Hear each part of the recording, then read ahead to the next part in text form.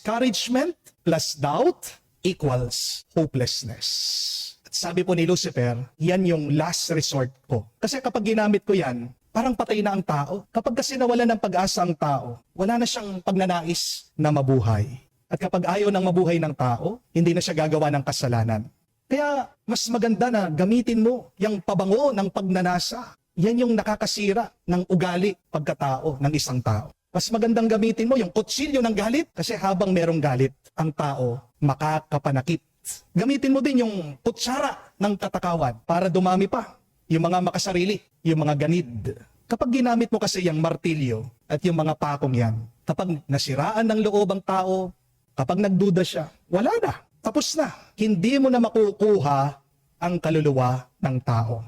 Kaya ang dalawang yan ay ang huling sandata ko. My dear friends, this is a good reminder that nothing paralyzes a soul more than hopelessness.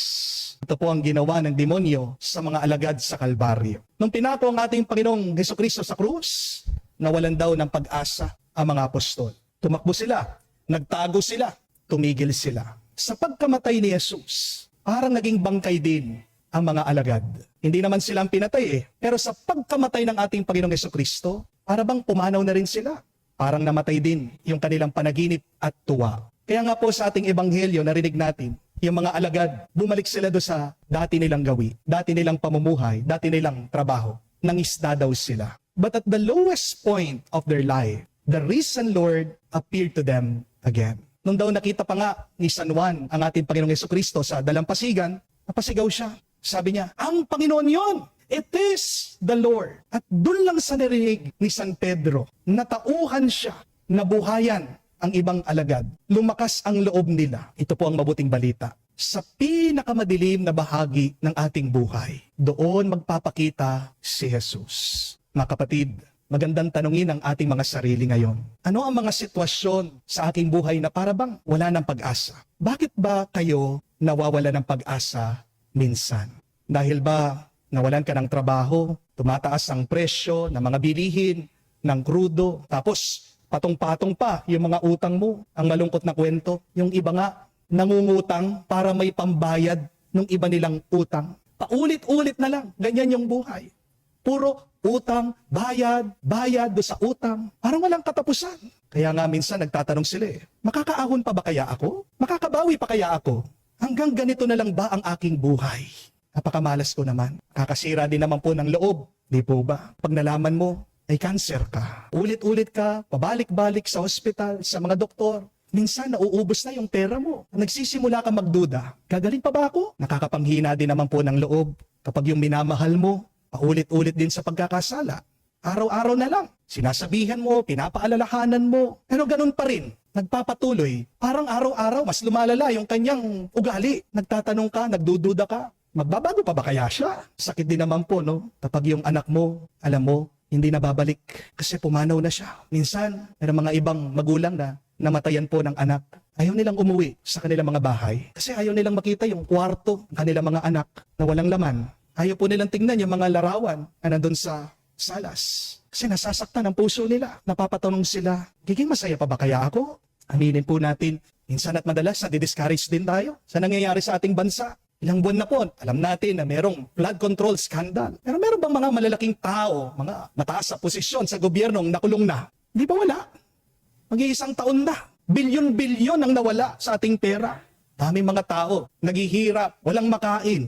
Kaya ang dami po pessimistic, nagdududa. May pag-asa pa ba ang bayan natin? Aangat pa ba ang ating bansa?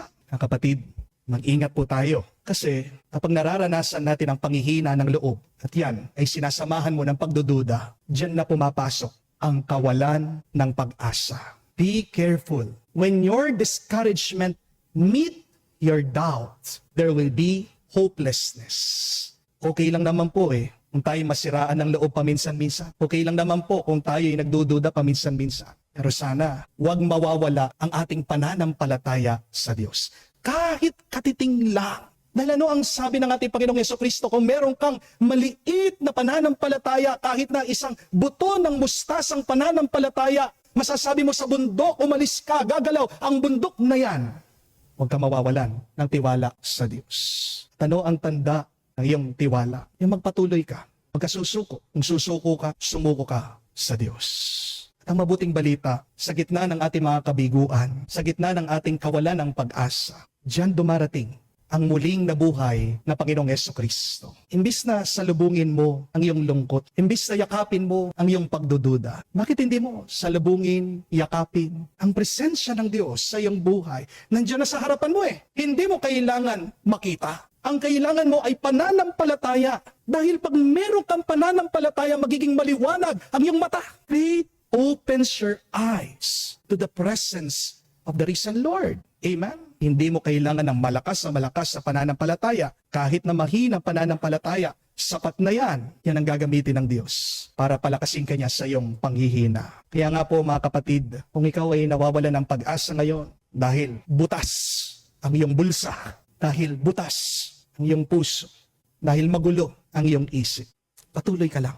Just keep on moving one step at a time. One day at a time. Tingnan niyo po si San Pedro at mga apostol. Lumabas sila, nagpatuloy sila, nagtrabaho sila. At habang kumikilos sila, doon natagpuan nila ang ating Panginoong Jesucristo. Ang ganda nga po ng sabi ni Santa Teresa ng Lisieux. Saint Teresa of Lisieux taught us. She said, Jesus does not demand great actions from us, but simply surrender and gratitude. Yung iba kasi sa atin gusto makagawa ng mga malalaking bagay. Gusto natin agad milyonaryo tayo. Gusto natin agad malaki ang bahay natin. Gusto natin maganda agad yung ating mga sasakyan. Gusto natin maayos yung ating mga relasyon. Gusto natin mataas yung ating posisyon sa ating trabaho. Jesus does not demand great actions from you. But what the Lord is trying to find is a surrendered heart. Is a grateful heart. Marami sa atin sinasabi natin, suko na ako. Ang tanong, kanino ka sumusuko? Baka sumusuko ka sa demonyo. Oo, sumuko ka. Pero sumuko ka sa Diyos. Handa kanyang tanggapin. At yan ang dahilan ng ating tuwa at pasasalamat. Don't ever forget that our worst enemy is hopelessness. Bakit ba nawawalan tayo ng pag-asa? Kasi meron kang pinagsasama. Ang sira mong loob at ang iyong pagdududa.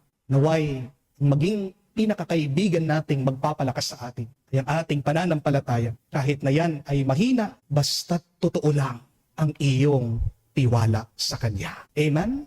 Maniwala ka, hinahanap ka ng Diyos. Magpahanap ka naman. Kaya kapag wala ka ng pag-asa, huwag mong kalimutan na merong isang Diyos na hindi nawawalan ng pag-asa sa iyo. Amen.